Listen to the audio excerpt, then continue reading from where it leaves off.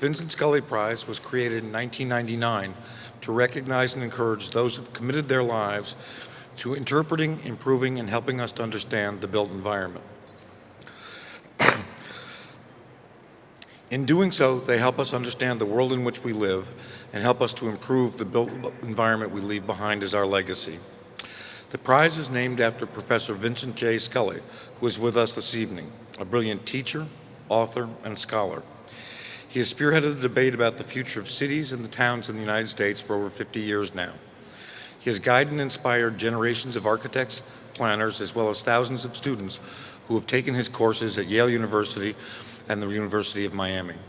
His students have found their lives and viewpoints forever changed by their experiences with him.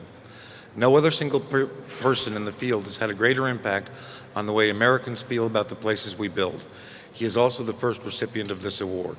Created as a private institution by an act of Congress in 1980, the National Building Museum welcomes more than 350,000 visitors a year to its extensive exhibition and education programs.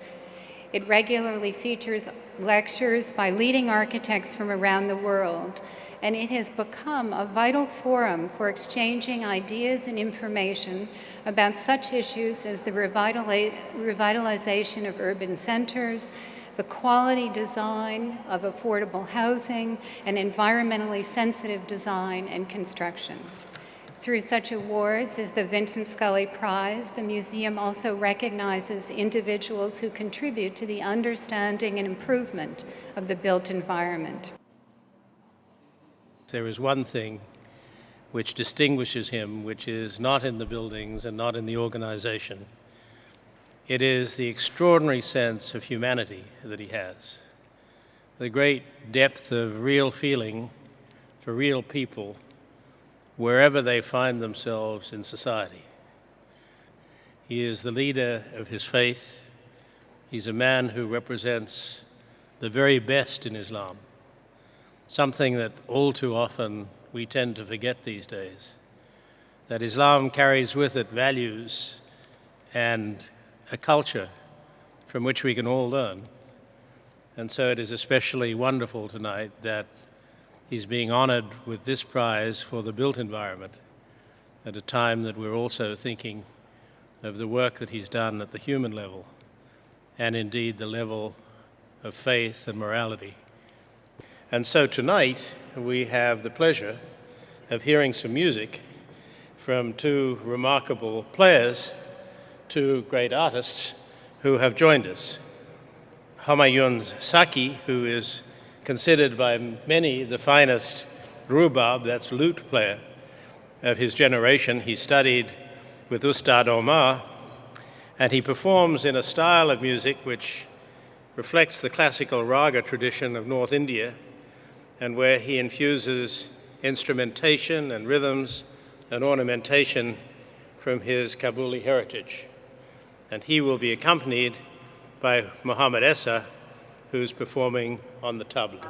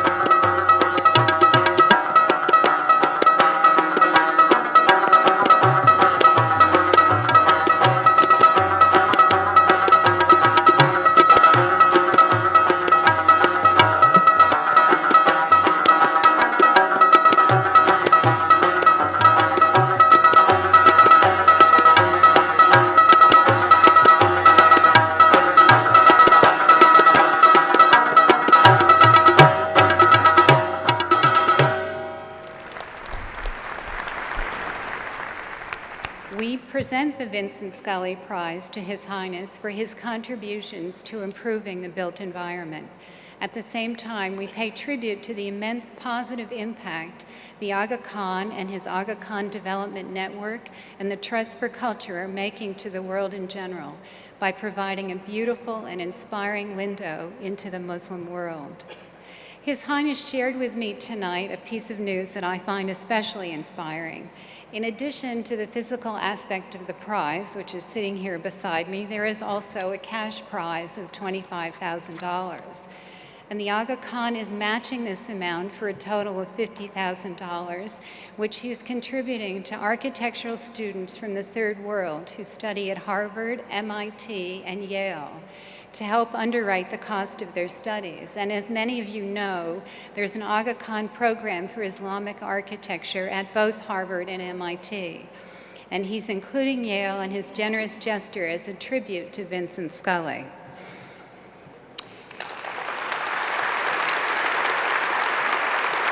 Your Highness, please join me on stage. Thank you very much. You're welcome. Your Highness, Thank you very much.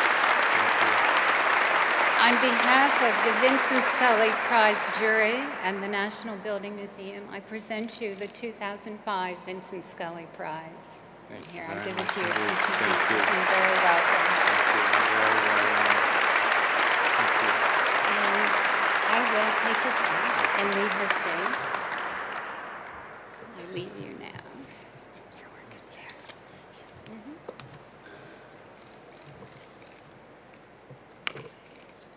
Ladies and gentlemen, thank you for your presence here this evening. And thank you to the National Building Museum for honoring me with this recognition. I am humbled to receive an award carrying the distinguished name of Vincent Scully. His work as a teacher and critic has reminded the world of the importance of a humane architecture that both respects the past and embraces the future. I might add that my only regret as a Harvard man was that Mr. Scully chose to do so much work at Yale. Ladies and gentlemen, some 30 years ago I began to question why architecture in the modern Islamic world seemed to have lost touch with the great achievements of its past. I began working with leading architects, philosophers, artists, teachers, historians, and thinkers from all religious faiths to establish an award for architecture. We sought to reshape and reposition knowledge and taste in the public psyche, and to change the behavior of the vast range of actors who shape the built environment. Now, some 20 years later, the extent to which we have been successful is due to a multitude of individuals and organizations from all regions, faiths, and occupations. They have been cemented together by their mutual commitment of service to people through the contribution of time, talent, and knowledge. It is on behalf of this broad spectrum of qualified men and women that I accept the Vincent Scully Award this evening.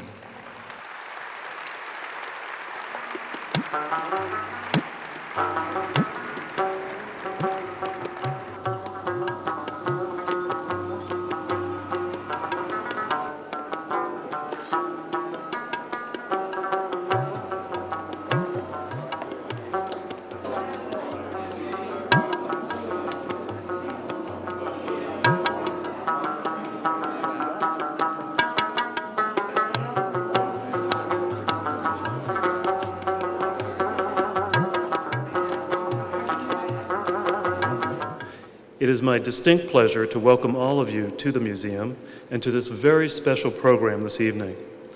I am also greatly honored to welcome the distinguished individuals who are on tonight's program.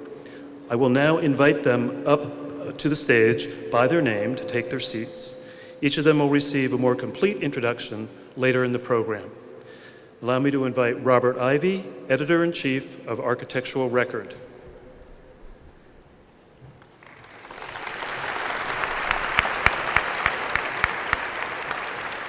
Charles Correa, an internationally acclaimed architect from Bombay, India.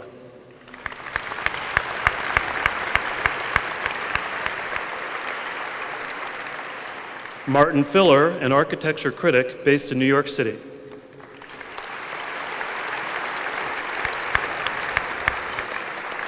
And our honored guest, His Highness the Aga Khan.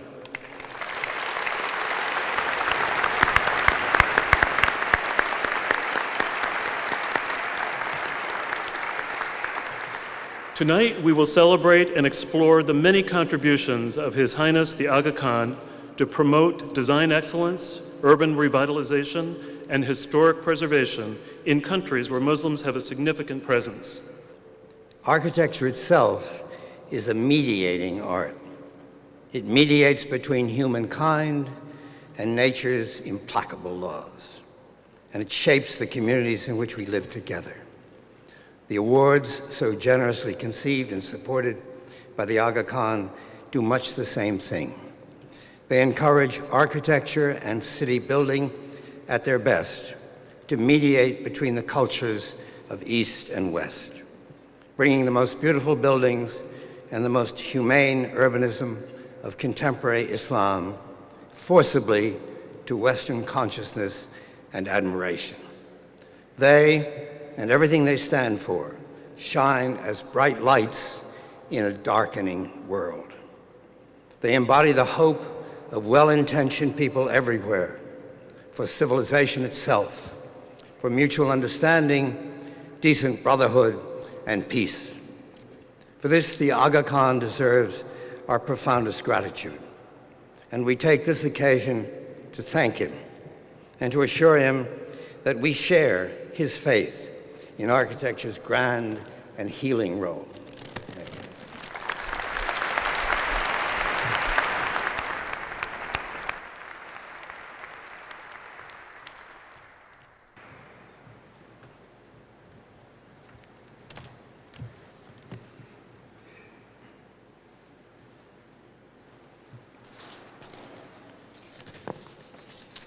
Honored guests, ladies and gentlemen,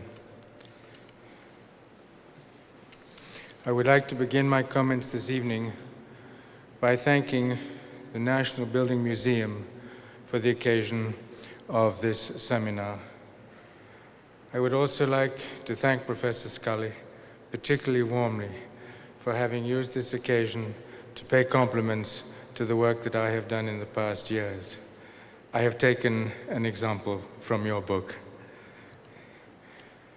People have often asked me why I created this award for architecture.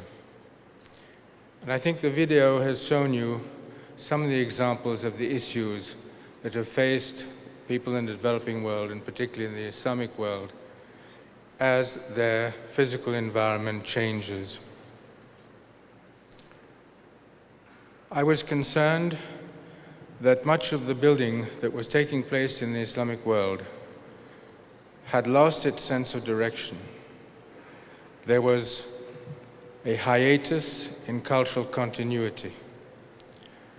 There was a lack of clarity and precision in the educational institutions that were forming the young architects of the future. I profoundly believed that architecture is not just about building, it is a means of improving people's quality of life. At its best, it should mirror the plurality of cultural traditions and the diverse needs of communities, both urban and rural.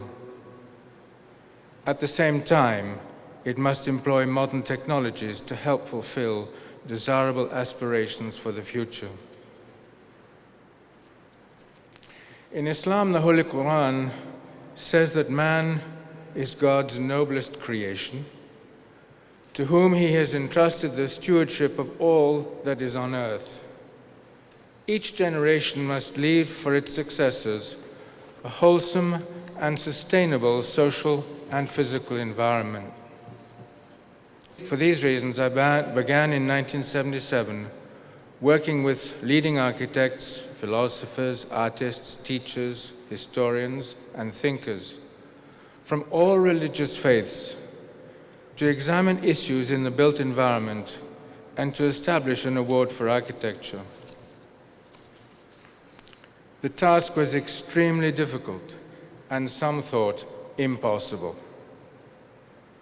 We sought to reshape and reposition knowledge and taste, and to change the behavior of those who have an impact on the built environment.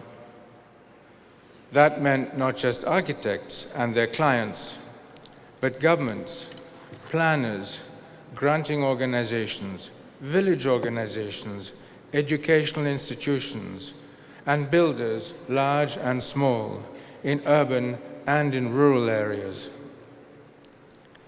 If we could achieve this, there was a real chance we could launch a process that would become self-sustaining to help bring about the truly profound change that we sought. That led us on a long journey of inquiry and action, based upon a premise which, strangely enough, was never put formally in writing.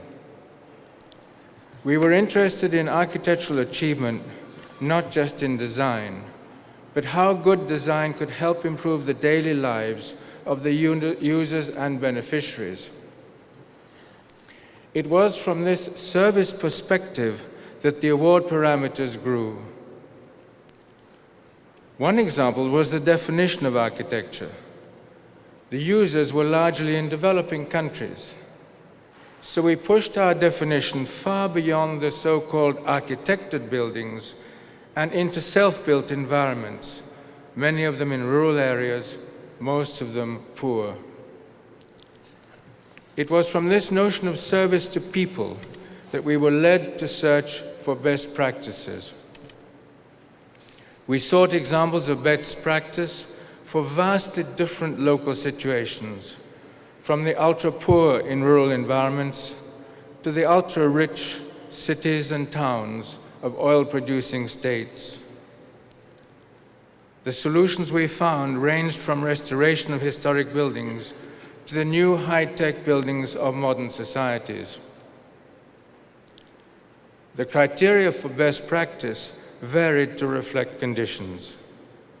Poor communities, for example, do not have the resources to replace buildings every few decades.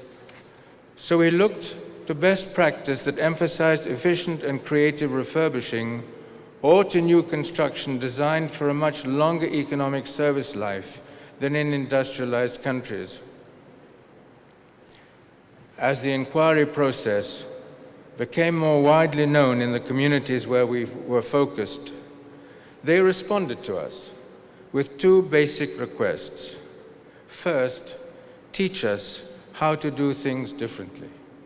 And second, show us examples of best practices in real-world situations. In response, a number of parallel programs were spawned to teach these best practices, such as the Program for Islamic Architecture at Harvard and MIT, and the online ArchNet resource, which supports global dialogue and research. We were challenged with finding ways of making these best practices available to broad segments of the population in order to have a continuous and positive impact. In the developed world, that would mean reaching the middle classes. In the developing world, it meant making these best practices accessible to the poor. We have had some success in this regard through our Historic City Support Program, which we launched to develop best practice models in the real world. That program has been applied in some of the poorest settlements, many of them in rural areas. We have shown how human and material resources can be applied to deteriorated and underused cultural assets. The result has been new economic activity and a better quality of life. So I am pleased that 28 years later, we have had some success in achieving our original goals. We are gratified that so many others are now engaged in the cause. We have created a momentum that has become a self-sustaining and unstoppable force for change in the human habitat of the Muslim world. And I am most pleased the principles we have established are having an impact in much of the developed world as well.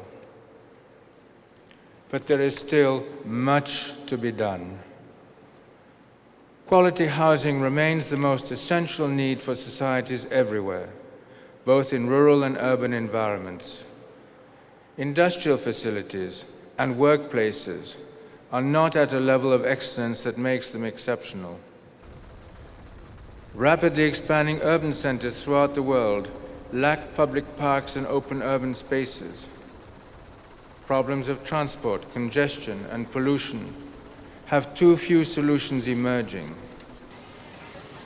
The growth of slums, the consequence of the relentless forces of urbanization, has not stopped or even slowed down. And although many fine examples of rural projects have been represented in past award cycles, still there are not enough. I am also concerned that there is still too little attention being paid to design for communities to protect residents from the effects of earthquakes, many of them in remote rural areas. 2 million people died as a result of earthquakes in the last century, and 100 million were severely affected. There are vast populations that live in seismic sensitive high mountain areas where we must focus attention. And the massive devastation of the Indian Ocean's tsunami has taught us a terrible lesson that the destructive power of earthquakes can reach far beyond the initial disturbance. It will no doubt lead to new thinking and new approaches towards seaside construction. So we are by no means at the end of our task. To quote Churchill, we may be at the end of the beginning. I hope next quarter century of the award will contain as much innovation and surprise as the first. To the extent that it does, it will be thanks to the many hundreds of capable individuals who have given so generously and continue to give of their time, their knowledge, and their talent. To all of them, I am enormously grateful. Thank you.